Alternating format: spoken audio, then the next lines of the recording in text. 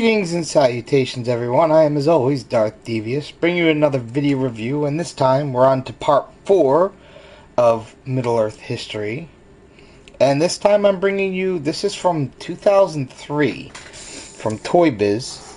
This is Gollum with electronic sound bass, which still works after all this time. Now, as far as a figure review goes, Gollum's going to be kind of short because he doesn't have any articulation. It shows him having articulation back here, but the actual figure doesn't, which is sad. And it shows a few other figures, you know, on the back here. Prologue, Bilbo, Treebeard. I do have Treebeard. I'm debating whether I'm going to do him or not. Depends on how much I get done in part 5 of the Middle-earth history. So, there you go. I'm going to get him out of the package. We'll take a quick look at him, and then we'll move on to the next part of our history. Be right back. Okay, here's Gollum out of his package, and I was slightly mistaken about articulation. I wouldn't really call it articulation. It's more like he's got the bendy wire inside him, which, you know, after time would just mess everything up anyway. And he doesn't have it in his, like, waist or anything, but he's, you know, you can move his head a little bit and his arms a little bit. Nothing spectacular. I mean, he's nicely detailed for, you know, a 2003 figure. I mean, look at that. Nice mean Gollum face, big eyes, painted on hair. Even has the scars on his back from when he was tortured in Mordor. Yeah. And the base isn't much. I mean, it's just, you know, bunch of rocks, stick, button. That's all it says. There's the back. Not much really to say about this. I mean, he's cool looking. I'll give him that. I really would like to get the NECA version of Gollum, because I just think that's a much better representation of the character. I mean, you know, on a size comparison, here he is with Bilbo. And you figure, you know, since Gollum was once a hobbit, he's about the same size. That fits. And we can bring in, you know, Thorin, even though Thorin had nothing to do with Gollum ever. And, of course, Gandalf.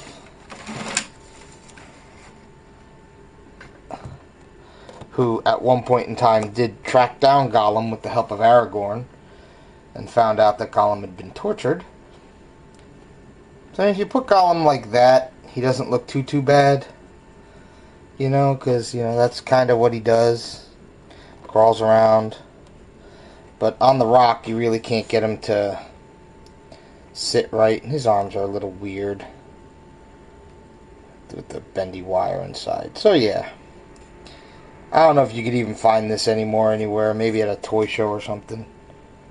But, you know, he just pretty much sits up on his stand, and that's about it. There we go. So what we'll do is we'll stop here, and we'll get right into our Middle-earth history.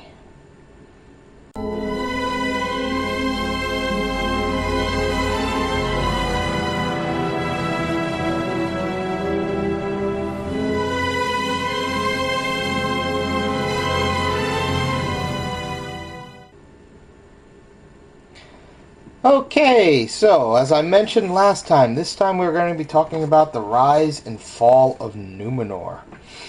And basically you can guess who caused the fall of Numenor, because he had a lot against them. So Numenor itself, as I once told you in, I think it was part 1, at the end of the First Age, as a gift to the Edain for their service against Morgoth, the Valar created the island of Numenor. Now, when I say island, this was huge. It's small continent size. You figure close to the size of Australia. So, you know, there were millions and millions of people living there at its height. Now, they didn't get there right away. It took them 32 years into the Second Age to actually get there. And their first king was Elros, Elrond's brother, who decided he wanted the mortal life of the Edain as opposed to the immortal life of the elves. The chief city was known as Armenelos, and Armenelos was also known as the King's City. Very beautiful place, and the palace was actually said to have been built with the help of the Maiar. And in its courtyard, there was a white tree named Nimloth. Now, we'll discuss more about Nimloth near the end, but what you need to know is the first two trees, the trees of light, when they were destroyed, one of the Valar decided to make a new white tree in their honor.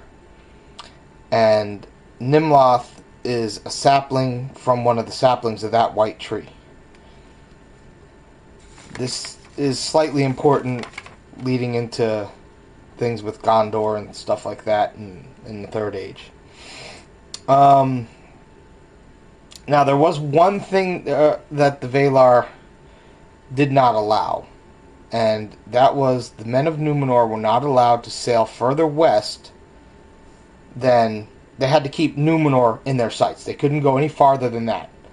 If they went farther than they could see the shores of Numenor, they had to turn back. At first, they were fine with this. And that was good. They did establish a few bases in Middle-earth. Some small outposts mainly, just to keep an eye on things. Which is how they found out about, Sauron attacking the elves during the War of the Elves and Sauron. And it was their king, Tar-Minastir, who sent this huge, massive force of Numenorians to come and take out Sauron's forces. Sauron was mad. But, the Numenorians pretty much just went back to Numenor, lived their lives, but over the next 1,500 years or so, they kind of grew to not like the elves anymore. They grew this... They weren't allowed to... It was decreed that they couldn't speak the Elvish language anymore or use Elvish writing anymore. They were getting really jealous of the immortality that the elves had, because as time went by, their long life was getting shorter and shorter. I mean, some of them were only living about 300-400 years as opposed to 500-600 years of when Numenor first started. So they decided to start colonizing eastward into Middle-earth. But instead of going towards, Eriador and stuff like that, they went south towards the coast where Umbar is. And they established a few cities here. Now, Umbar, if any of you know Lord of the Rings from the books and things like that, this is where the Corsairs came from. The Corsairs were originally known as Black Numenorians because they were evil. They were Numenorians who had fallen by the wayside. How that happened, we're getting into right now. What happened is, in the year 3255 of the Second Age, the current king of Numenor, King Ar-Pharazôn, decided to sail south, or sail southeast into the coast of Middle-earth. Sauron had already rebuilt his forces, but when they saw the Numenorians coming, they ran back to Mordor. Ar-Pharazôn went to Mordor and demanded Sauron surrender for his crimes. Sauron surrendered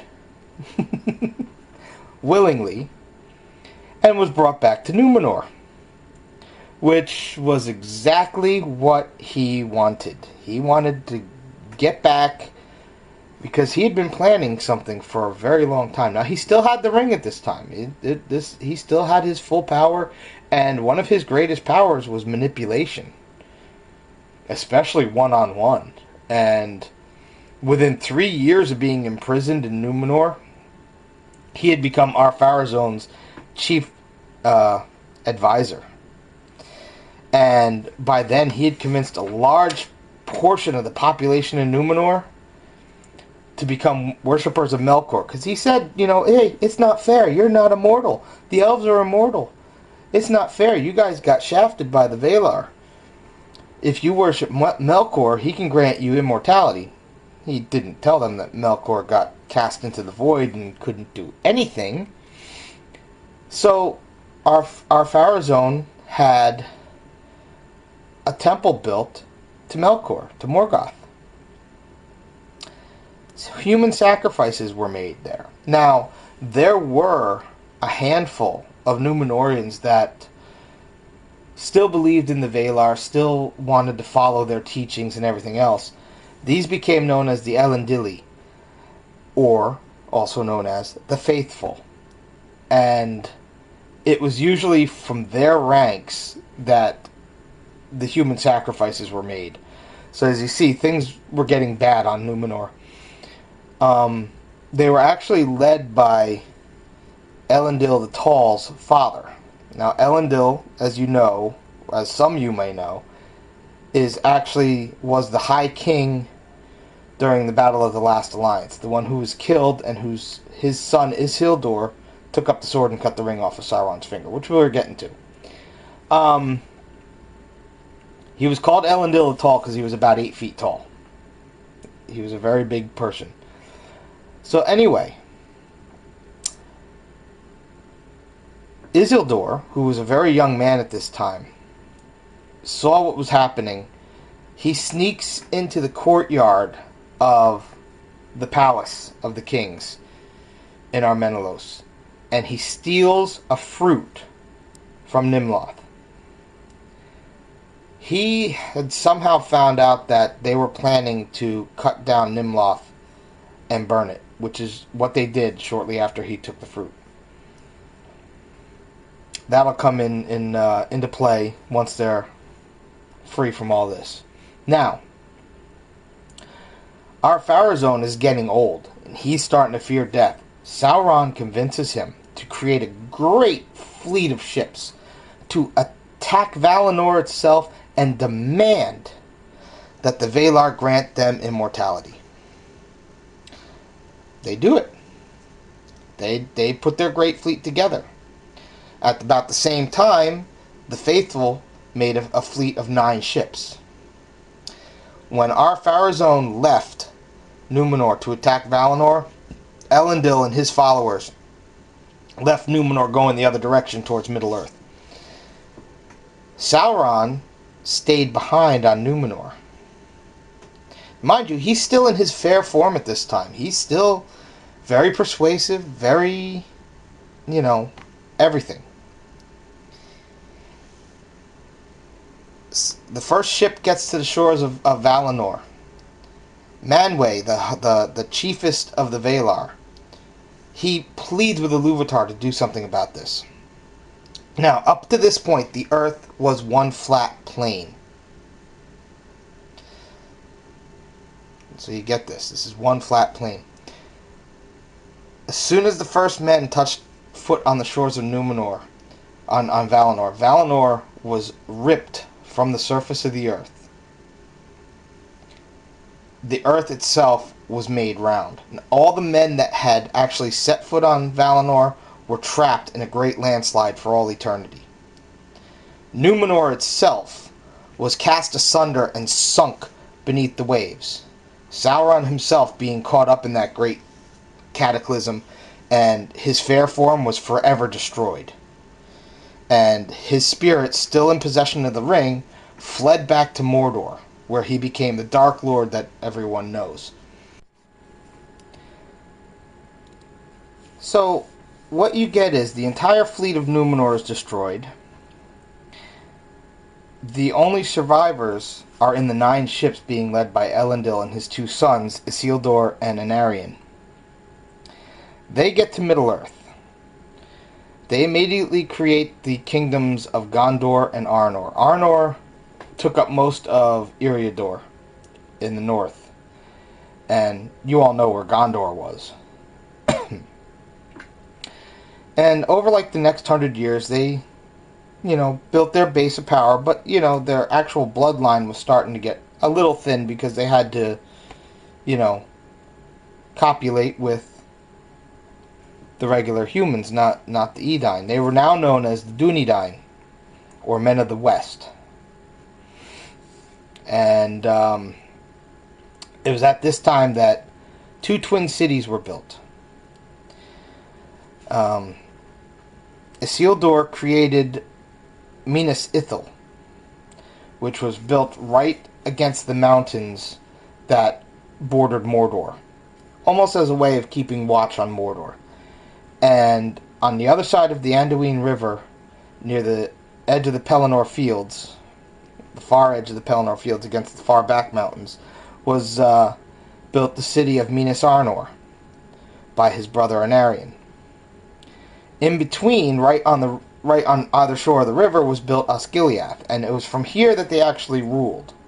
Their father Elendil the Tall actually ruled as High King, with Isildur and Anarion, sort of the lords of their respective parts of Middle-earth. And for 100 years, everything was fine.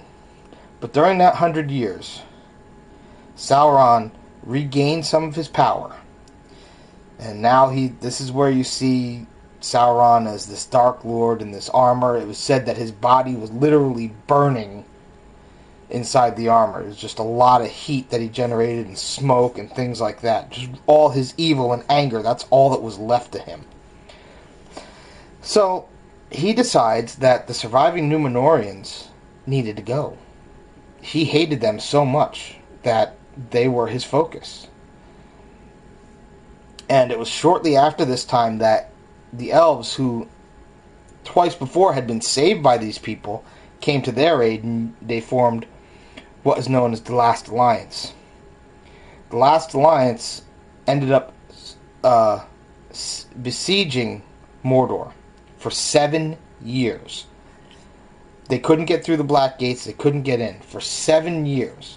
And many of them were killed. And the area where they were battling is what is now known as the Dead Marshes. And the Dead Marshes are actually made up of the dead elves and the dead Dunedain that had fallen during the 7-year siege. Little history there for that. And you get to the 6th year of the siege, and unfortunately Isildur's brother Anarion was killed. Isildur, who had planted at Minas Ithil, the seed that was in the fruit from Nimloth, he took a sapling from it and planted it at the courtyard of Minas Arnor near the battlement at the top, and another white tree grew there. He did that in honor of his brother. In the 7th year, they finally broke through the gates of Mordor, past the Towers of the Teeth, and through the gates of Mordor, where Gil-Galad and Elendil, Gil-Galad the Elf King and Elendil, called out Sauron. They said, "It's time. You need to come face us." So, on the plateau of Gorgoroth, at the foot of Mount Doom, they began to duel with Sauron. And I know it shows in the movie how Sauron just swings a giant mace and boom, knocks down the king. No. The sword Narsil was forged during the First Age. Sort of like Glamdring and Sting and Orcrist. Narsil was said had great power. Like the power of the Valar in it, or something like that. The power to really go against evil. And so Elendil and Gil-Galad are fighting with Sauron. They both fall in battle. But Sauron is also hurt during the battle, and he too falls, but he's not dead. Isildur takes up what is left of Narsil, because Narsil is shattered during the battle. And he cuts the ring from Sauron. Sauron, since all his power is tied into the ring, his power dissipates. Elrond, who's now in control of the Elvish army, tries to persuade Isildur to dump the ring into Mount Doom. He needs him to get rid of it because he knows if Sauron's done if they destroy the ring. They won't have to deal with him ever again. Isildur had already succumbed to the ring's power. Doesn't do it. They decide to tear down Barad-dûr. This is why I said in the one part when he first built Barad-dûr, it was the first incarnation of Barad-dûr. They tear it down, and that pretty much ends the Second Age. Isildur would only rule as king of Arnor and Gondor for 3 years. In the 3rd year of the Third Age, he was traveling with a bunch of his men to Rivendell. Now, he had traveled up the Anduin River and had just gotten to the Gladden River, which was one of the tributaries of it. And there in the Gladden fields, his men were ambushed by orcs. The orcs were still more than willing to go out and fight men and do stuff and try and take him down, because those were the last orders they had gotten from Sauron. Take out these men. Isildur tries to use the ring to escape. The ring doesn't want him to escape. The ring knew that Isildur took it from its master. As he sneaks into the river invisible, the ring changes its size and slips off his finger, sinking to the bottom of the Gladden River. At this point in time, Isildur is seen, and some orc arrows take him out. That is pretty much where we come into the Third Age. Isildur's killed. His son ends up becoming king, and it goes on from there. So that's going to do it for this one. In the next part, I'll be talking more about what happened during the beginning of the Third Age, how things got to where they were towards the end of the Third Age with the War of the Ring, including the coming of the Istari, or as others know them, the Wizards. So stay tuned for that one, because I'll be doing Gandalf the White next, which is appropriate since I'm doing the Wizards. So that's it. This Gollum figure's kind of odd. If you find it dirt cheap, I got mine for free. Go ahead, get it. But just be careful, because he's always looking for...